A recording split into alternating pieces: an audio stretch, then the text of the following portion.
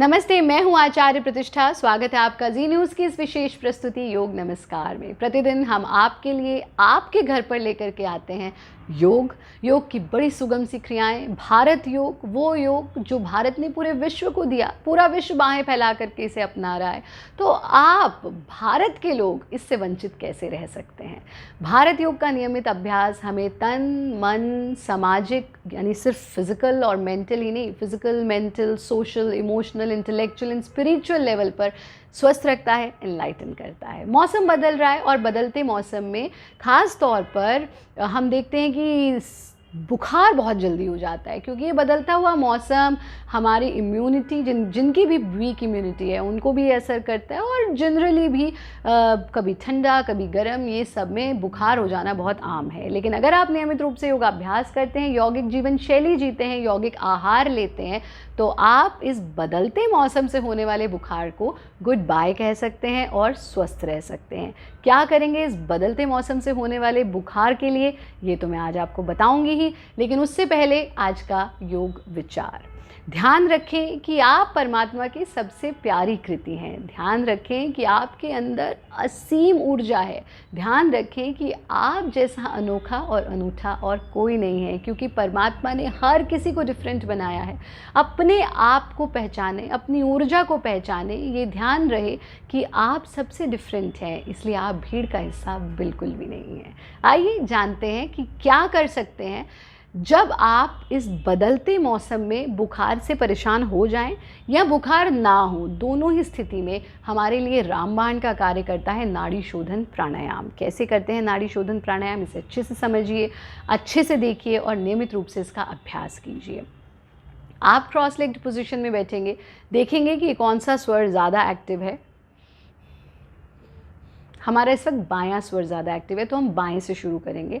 आपका यदि दायां ज़्यादा एक्टिव हो तो दाएं से शुरू करेंगे, और बायां और दायां दोनों इक्वल हो तो आप किसी भी स्वर से इसका आरंभ कर सकते हैं।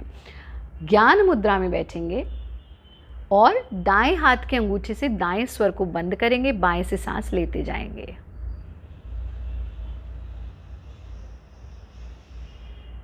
पूरा गहरा सांस ले लेना, अपनी नासिका को बंद कर लेंगे बाईं तरफ की, और दाएं से सांस छोड़ देंगे। अब जिधर से सांस छोड़ा है उधर से ही फिर से सांस लेना।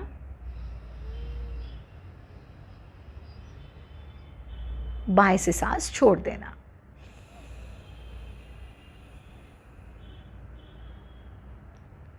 ये एक राउंड आपने किया है।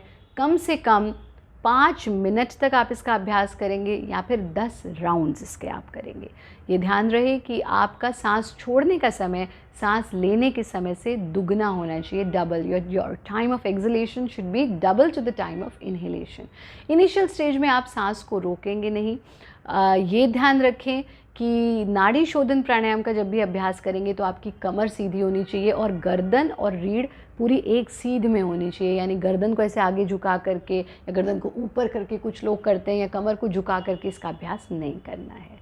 जाने से पहले हमारे कुछ घरेलू नुस्खे ज़रूर लेते जाएं, भारत योग नुस्खे ज़रूर लेते जाएं। अगर आपको भी बदलता मौसम में बुखार हो गया है या आप चाहते हैं बुखार ना हो, यानी प्रिवेंटिव भी और एज अ क्योर भी, दोनों तरह से ये बहुत ज़रूरी है कि आप गिलोय का सेवन करें। गिलोय ले लीजिए, गिलोय को कूट करके या तो पानी में खौला लीजिए, जब पानी आधा रह जाए तो उसका सेवन कर लीजिए, और या फिर आप जो लोग चाय पीते हैं वो चाय में भी डाल सकते हैं, लेकिन हम चाय रिकमेंड नहीं करेंगे। हम यही कहेंगे कि पानी लीजिए, पानी में गिलोय डाल लीजिए कूट करके, और तुलसी की पत्ती डाल लीजिए। इन दोनों को उबाल लीजिए, जब आधा पानी रह जाए तो इसका सेवन कर लीजिए। नियमित रूप से हमारा कार्यक्रम देखते रहें, स्वस्थ रहें, मस्त रहें, व्यस्त रहें और किसी परेशानी से नहीं त्रस्त रहें।